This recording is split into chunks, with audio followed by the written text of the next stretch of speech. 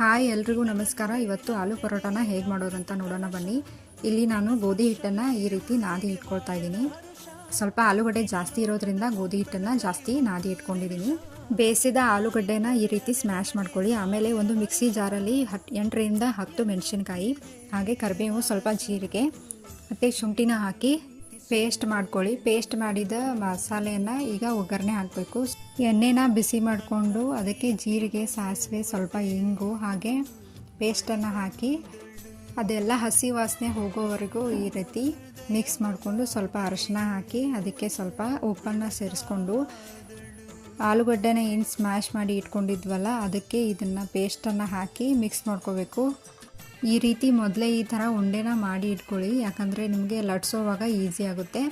ಹಾಗೆ ಈ ಹೋಳಿಗೆ ಮಾಡುವಾಗ ಯಾವ ರೀತಿ ಹೂರ್ಣನ ತುಂಬ್ತೀವಲ್ಲ ಆ ರೀತಿ ತುಂಬಿಕೊಂಡು ಸಿಂಪಲ್ಲಾಗಿ ಲಟ್ಸೋದು. ನೀವು ಮನೇಲಿ ಟ್ರೈ ಮಾಡಿ ನೋಡಿ. ಹಾಗೆ ನನ್ನ ವಿಡಿಯೋ ಇಷ್ಟ ಆಗಿದ್ದರೆ ಲೈಕ್ ಮಾಡಿ, ಶೇರ್ ಮಾಡಿ.